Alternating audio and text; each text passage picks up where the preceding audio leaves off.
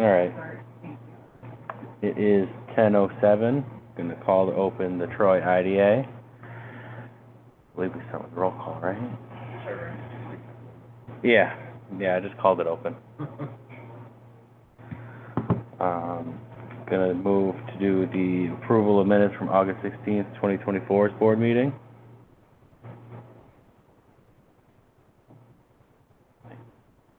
I'll make the motion. Do you need a motion? So moved. You weren't here, so I don't think you can actually do that. Right. Yeah. Perfect. And, yeah. Any conversation? I didn't catch it. May I? And then I. Stephanie and Alex. Just point of order, that's all. Yeah, 5-0, one abstention. If you weren't at the meeting, oh, you weren't there either, so, okay. Right. Or get this there. All right, any conversation? Motion for a vote then? Take a vote. Aye. All in favor? Aye. All right, perfect. 4-0-2. Executive Director's Report, are you the sub today? I don't think he had an executive director's report prepared for today. Okay. New business? The GEO conference? I can talk about that. Yeah. So we're a member with New York Geo. It's a geothermal related energy group. We are doing the project with the LDC board for the geothermal park down on Riverfront Park. But it's also going to help out a few of our RDA projects. So in connection with that, they are having their annual conference and they really wanted us to try and attend. We missed the last one. So Randy is not able to go, so he wanted Andrew Kreshik to go and myself. And it's in October. We just needed, I think I put it in the packet. You did. Okay. Yeah, it was just approving the expenditure for us to attend the conference. Where's the conference this year? It's in Brooklyn. Okay, cool. Yep. So the last one was in Miami. The last one, yeah, so we didn't make the one in Miami, bummer. Yeah, no, they specifically wanted us to try and attend one of them so that we can, chat with them about the whole process and kind of get to know some of the other players. And I need to learn more about it. So one of the items is Geothermal 101, like the little training, so I'm gonna attend that one and nerd out today. You'll bring back the cliff notes for us. I definitely will. How many days is it? It starts, Monday, the 21st. They're gonna do a tour of all of their geothermal projects down in the city. But the conference itself is the Tuesday and Wednesday. Nice. Yeah, so I'm gonna try and get there for the tour also. I am a super nerd. One other question, sorry. Yeah. I saw that the invoice was due for August, so there's not going to be a penalty, or is there an additional fee for registering? I tried to catch the early registration Okay. by telling them we wanted to attend. I didn't see it reflected on the invoice. I'm gonna ask them about that. But Dylan also had a credit from something that he signed up for and wasn't able to use. Okay. So they said they would roll that into this also, just to cut the cost down a little bit. Thank you. Do we need a motion to approve this? Yeah, for the expenditure. I would move. I'll second. All in favor? Aye. Against? Abstentions? No? Abstention? Did you raise your hand for abstention? So 601?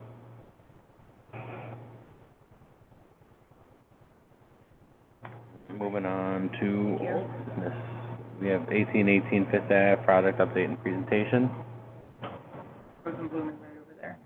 Jeff, you're up. All right, cool. Wonderful. Give some slides.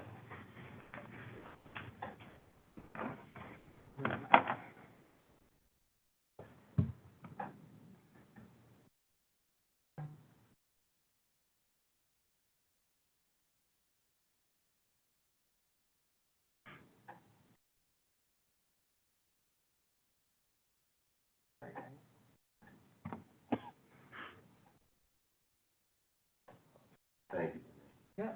So, well, thank you. Thank you for the opportunity to present again. I know it's been a minute since we talked about this project, surprisingly so. I think we were last here in November of '23.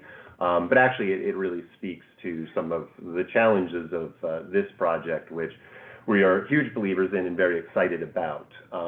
So what's happened in that period since we last presented? Well, our costs on the project have gone up about $4.5 million.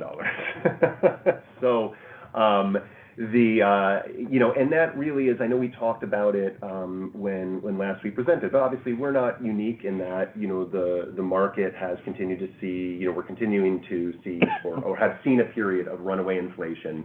And one of the reasons that, frankly, we paused after our initial presentation to the IDA, at which point we kind of had a conceptual design for the project, was to go much deeper into our schematic design, and frankly, much deeper into the pre-construction estimating than we would typically do for a project at that level of design, so that we could really get a sense of where prices truly were, outside of some assumptions that were made on prices that were a couple of years old, because our initial estimates were really based on a project that finished this year. So those were sort of, as I said, some prices went up 20, 30%, some went up as much as 200%.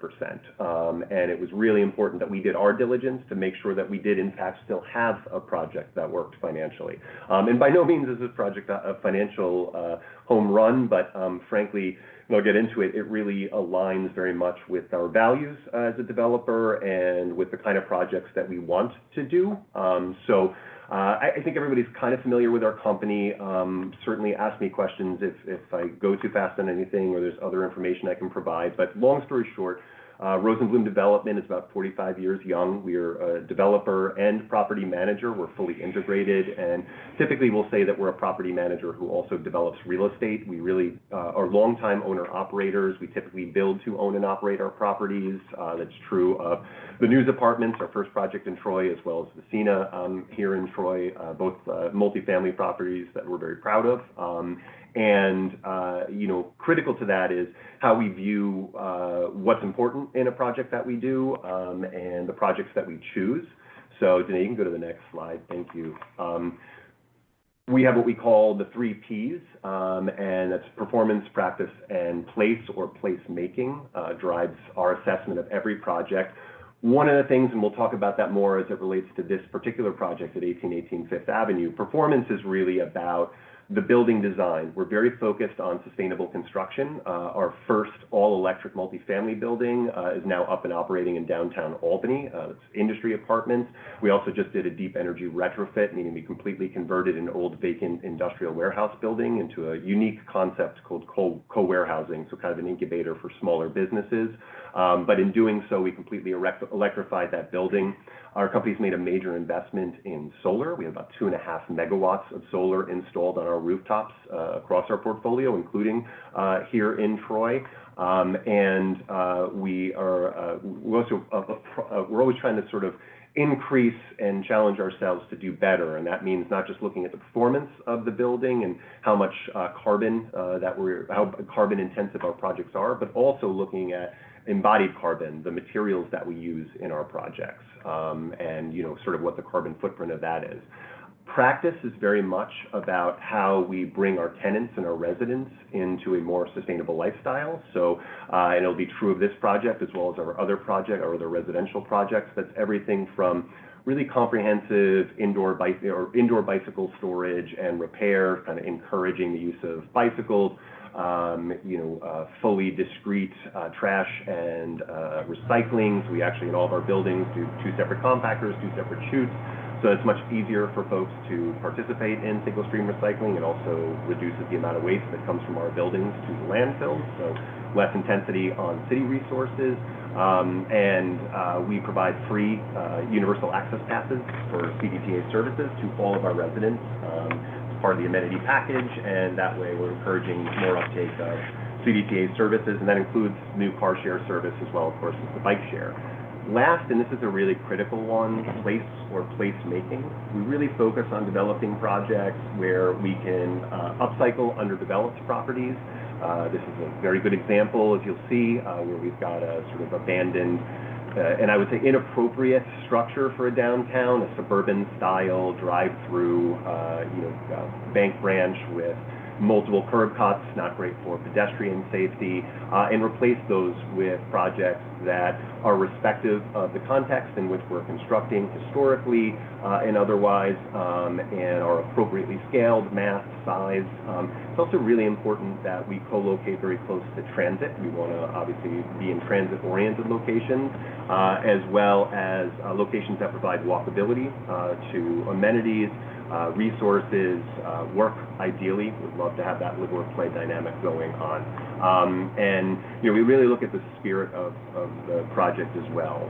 How will we be contributive to the neighborhood? What things can we bring into the neighborhood? And in this case, oftentimes that's retail. We look at retail not as a building, not as a source of revenue, but really as a building amenity and also as a community amenity. So we're very selective about the type of retail that we'll put in our mixed-use buildings. In this case, we'll talk more about it. We've actually decided not to put any retail in this building because we think that will be more contributive to the existing retail in downtown Troy. So moving on to this specific project. This is the lovely bank branch that I mentioned. I'm sure all of you are familiar with it on 5th Avenue. Obviously, the intent is to remove this structure and replace it. Keep going, Danae. Just a bird's eye view of where the site is located. And then this is a site plan of the project that we're proposing to do. It's 71 units, a 4-story building. Again, zoning allowed us to build to 5 stories. However, we didn't feel that was appropriate for the neighborhood. We wanted to keep the heights complementary to, in particular, the brownstones that are directly across the street. And actually one of the things you'll see is we want to make sure that the interface at the street level is complementary to that historic, those historic buildings across the street. So we've incorporated ground floor units that actually have stoops, very much like the buildings on the other side of the street, create that neighborhood and community engagement as well as that, visual complementary appeal. Going on to the next. This is sort of a historic view shed of that side of the street on 5th Avenue, the east side of the street. Complements the Jack Waite. We were struggling to find. We also always do a lot of research as we're doing design to get a sense of what the neighborhood looked like before. And then on to the next slide. And this is sort of this is the design. We are fully through site planning approval. This project is now fully entitled. And you can kind of see it's always a difficult balance, not to go too far down the rabbit hole in terms of design approach, but what you want to do is find something that's appropriate, that reflects the character and the quality of the existing housing stock without cheapening it by doing sort of a Disney version of it. So what we've done is really keyed into the colors, into the style. You see the bay windows. We've kind of reduced the mass a little bit visually by doing that connector, what we call that gasket over the lobby. So very well received design. I think we have another rendering of that if we go to the next slide. And on to the next. So in terms of environmental sustainability, for our company, this will probably be our most environmentally sustainable project. In terms of overall building performance, we're going for what they call Passive House or FIAT certification. Unlike LEED, this certification actually ties back specifically to the building energy model, so it's a very high degree of difficulty. Buildings who get FIAT certified are typically 60 to 70% more efficient than code-compliant buildings, so it's a big stretch. But one of the other things that's really exciting about it is it produces what we call beneficial byproducts. So because we're making the building absolutely airtight to achieve our energy model, we have to introduce energy recovery ventilation. And in doing so, we're continuously bringing filtered fresh air into each apartment unit and pulling out stale air. So these buildings are healthier and they're also quieter because of the amount of insulation and the tightness of the envelope. So really helps with the tenant experience as well as significantly lowering our profile and lowering our energy demands. And then this building was also the winner of NYSERDA's Building of Excellence last rounds. We're very proud of that. The Keystone Project, the Buildings of Excellence, is usually given to, kind of 8 to 10 projects in each round. I think we're on round 4 or 5 now. So not many projects get this. And, It's sort of, we work with NYSERDA to provide a lot of data about the construction costs and ultimately about the performance of the building, so we can find ways to make these more replicable for other developers. The goal is to figure out ways to deliver these projects in a way that other developers can also do that. All right, on to the next slide. So we've talked about, kind of the three keys of this project. We talked about two of them. One is obviously to replace a vacant, blighted, inappropriate building with, a contextually appropriate, productive project on Fifth Avenue in our downtown. The second is obviously to achieve a high level of sustainability, and I would argue it will also be one of the most sustainable buildings in the capital region, certainly in Troy. And then the third piece is the majority of units in this building are studios. The reason that we've done that, and actually we are reserving about 30% of those studio units at a highly affordable, price accessible rate. And we're doing this because, obviously we all read the headlines, we all know the struggles of, this widening gap in affordability of housing, both on the rental and the purchase side. And as you can hear from just, the incredible increase in costs on this project alone, I think most developers are finding themselves in an untenable position of, in order to make the numbers even work, you're really delivering projects that are at the very highest rental, the very highest rents that a project can command in the market. And then on the other end of the spectrum, we're providing subsidized housing, which is, a different capital stack, requires different income qualifications. But for many in the middle, like our young professionals, like 50s, or like seniors who are over 50, which is the largest population cohort in the United States, housing has become increasingly unattainable because you don't qualify for subsidized housing, but you can't really access what I would call luxury market rent. So right from the inception of this project, we were trying to look at a way that we could offer a more price accessible market rate product. And so that's what we've arrived at in, kind of increasing the density of the building with more units, but again, providing a really high quality experience, 9-foot ceilings, in-unit washer dryers, amenities in the building, in a walkable community with access to micromobility. We're able to, provide a rather unusual product, but obviously a product that's in high demand. And, it's worth noting that, the economic impact on Troy of this project, and actually today we can go to the next slide, sorry.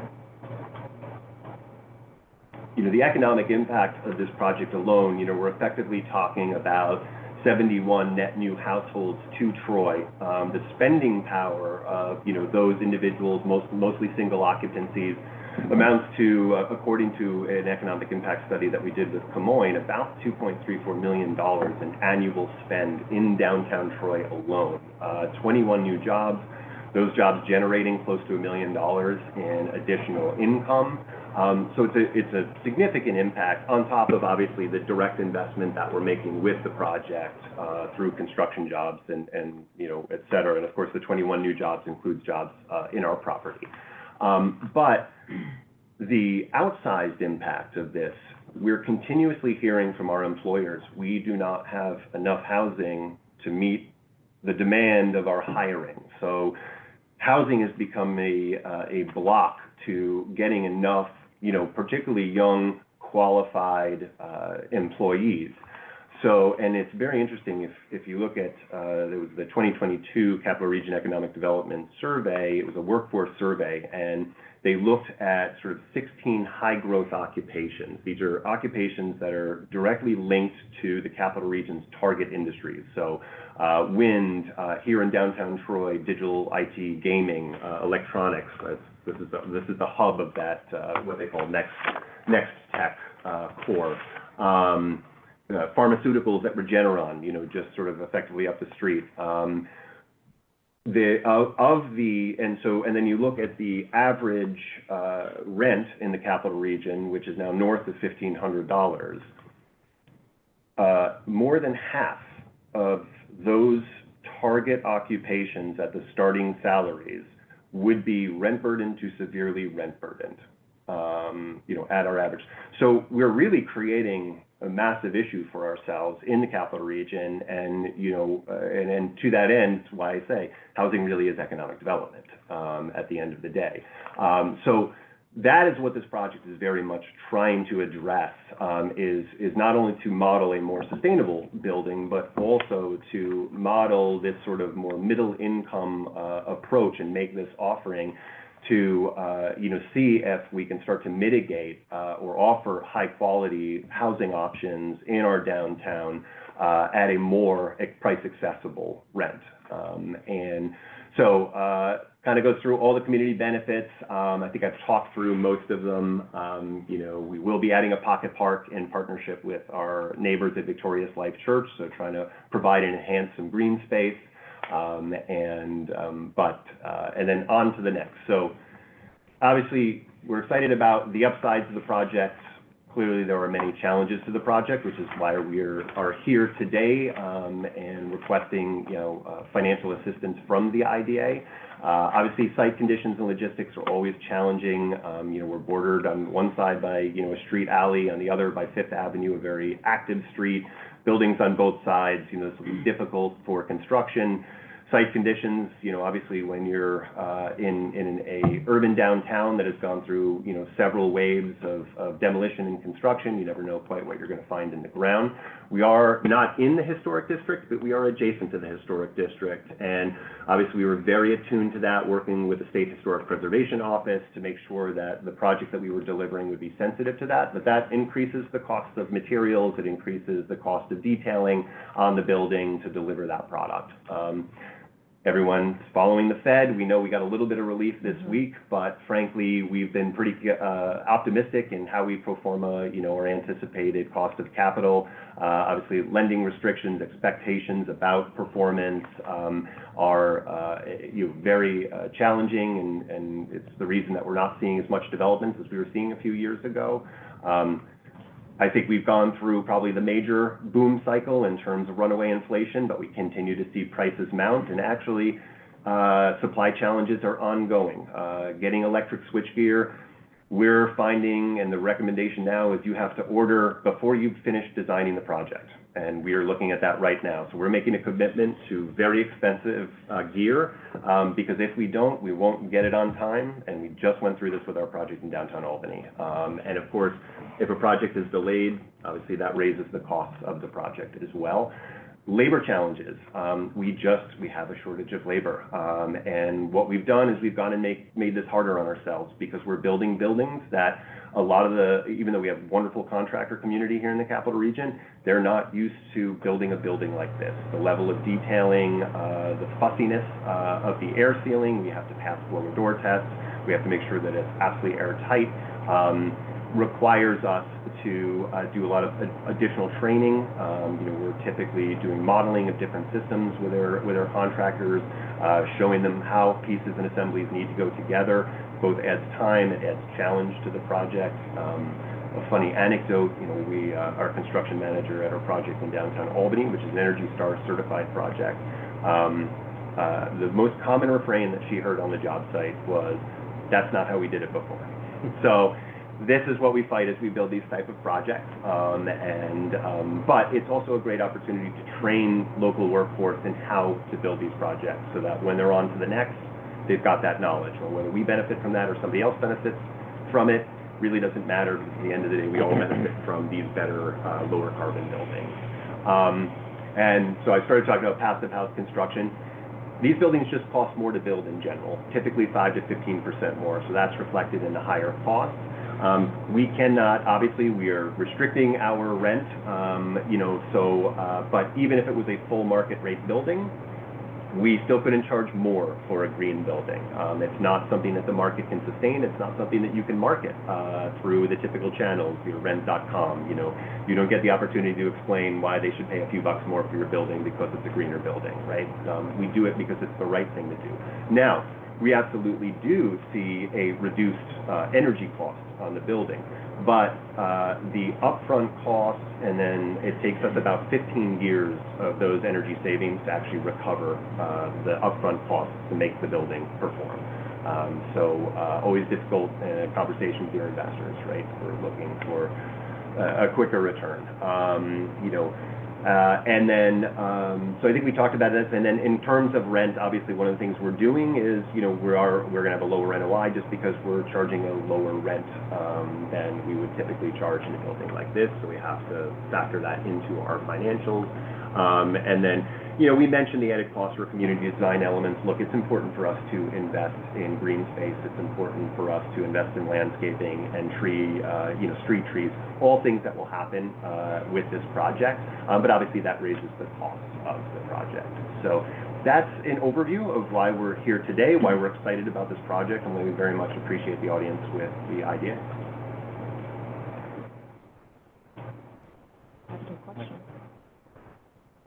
Okay, so with the change in the plan design, so you're going from 5 to 4. No. 5 stories, you mean? Yes. No, we had always intended to go to 4 Always, stories. okay. And the reason for that is, it would have been probably beneficial for us to go to 5, but we had to balance what was appropriate for the neighborhood with, the financial model. Okay, so with that, with the change, so my question was, has that significantly changed the projected jobs, for that particular location? Good question. No, because we always modeled based on the 71 units. Okay, and then which specific areas were you most concerned with the labor availability? In terms of, you mentioned, experience, training, so which specific areas were you referring to? Sure, that's actually a really great question. All of them? And I don't mean that tongue in cheek. No, so passive principles, which are what we apply to this approach, means a couple of things. It's really 5 major areas. It's continuous insulation, it's an airtight envelope, it's mechanical ventilation, because again, as I said, you have to then make the building breathe, because it can't breathe on its own. It's your fenestration, so your windows, typically triple glazed windows instead of double pane windows.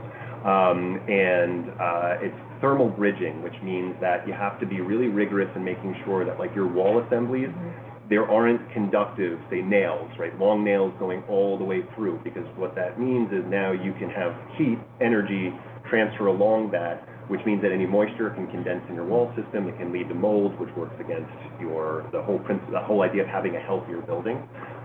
So those are your passive principles. So when you're doing your wall assemblies, your framing, your drywall, your air sealing, all have to be, your taping, when you're taping seams on your external continuous insulation, let's see, your mechanicals, balancing the system, using what we call energy recovery ventilation, meaning that that stale air that's going out in the wintertime, we're recapturing the heat from that and recycling that back into the building, and then we're using it in the summer to balance the humidity by pre-humidifying and pre-cooling air.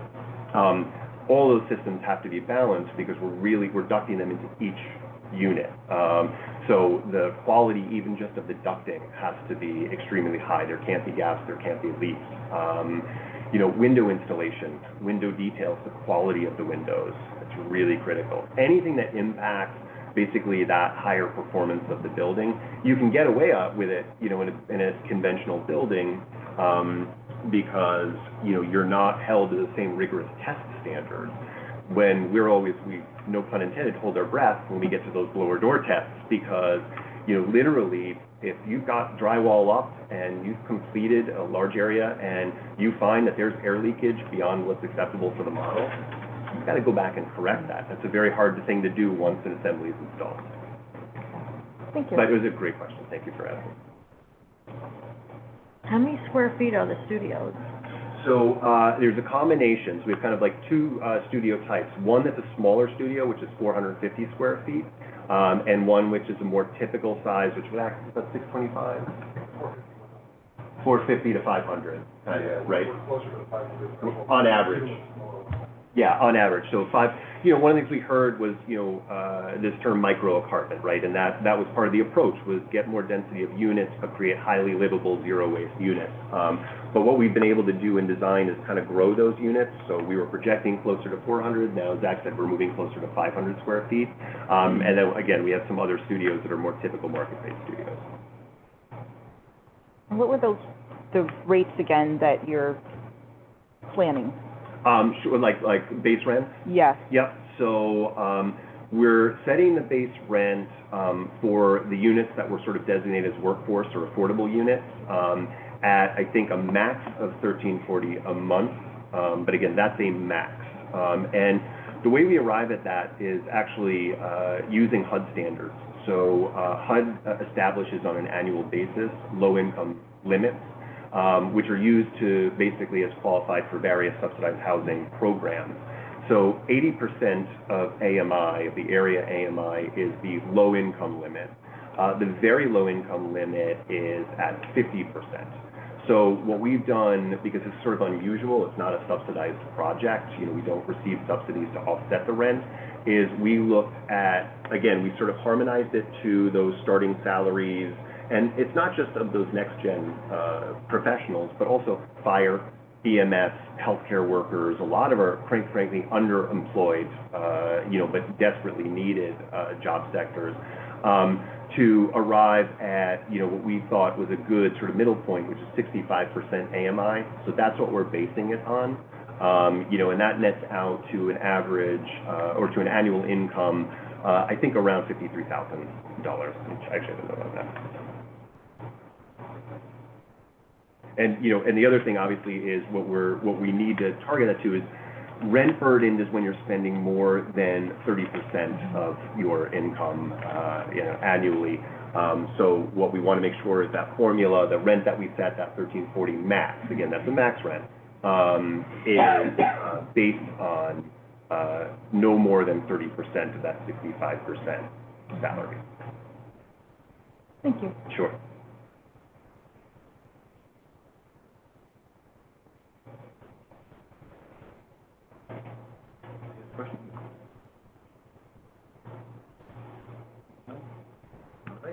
Great. Thank you all very much for the audience. We very much appreciate it. Thank you. Thank you, too. All right, we'll move on to the financials and draft budget then.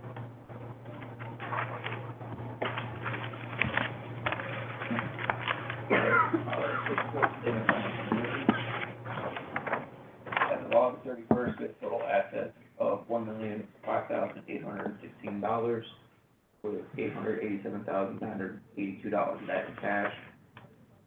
The total liabilities of $38,449, which left us with a fund balance of $967,367. There are no significant changes to the statement of financial position for the month of August.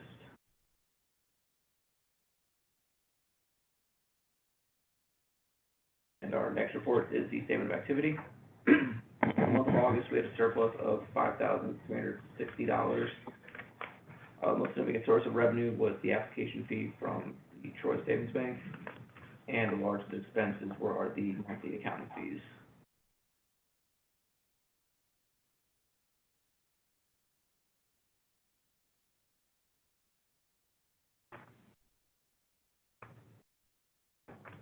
And finally, we just have a draft of the 2025 budget for the IDA.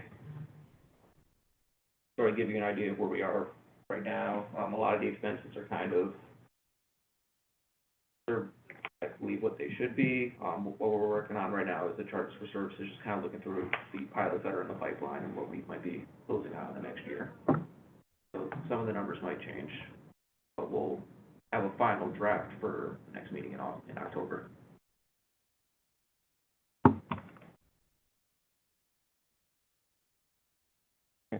Any questions?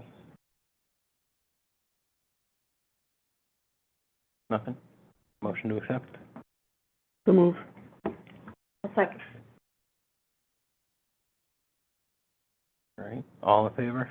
Aye. Against? Abstentions? All right, all in favor, that's good. Motion to adjourn? So move. I'll second. All in favor? Aye. Against? Abstentions? All.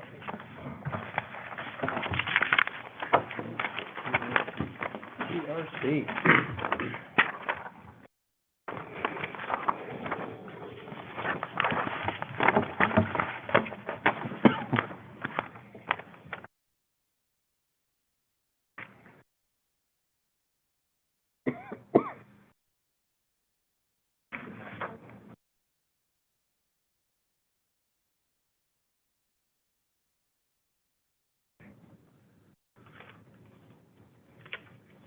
All right, yeah. 10:42, I'm gonna open up the CRC now. First up is the approval of minutes from the August 16th, 2024 meeting. Anyone have a motion for that? I do, Stephanie. Stephanie, all right. I'll second. Seconded, thank you. All in favor? Aye. Aye. Abstain. Abstained? Abstained, here. There's no executive director's report today. New business? Nothing? I don't think there was anything. Yeah, it doesn't look like there's anything. Old business? Nope. Financial and draft? Minutes for the CRC? First report, so yeah, is the statement of financial position. As of August 31st, we have total assets of $345,248, with $130,248 set in cash, with total liabilities of $20,834, which left us with a fund balance of $324,414. There are no significant changes to statement of financial position for the month of August.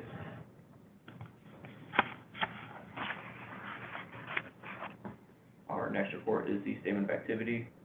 For the month of August, we had a deficit of $15,472. Most significant source of revenue was our monthly interest income, and the largest expense was the payment to the CCI AC circus at the park.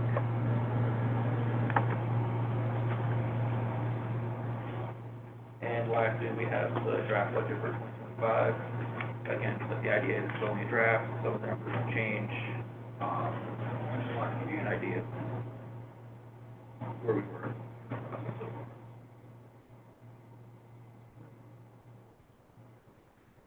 Questions, comments?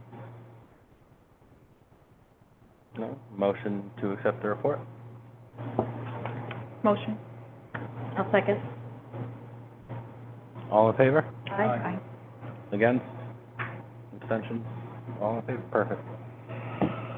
Then, motion to adjourn. So move. Second. All in favor? Aye. Against? All in favor? Good job.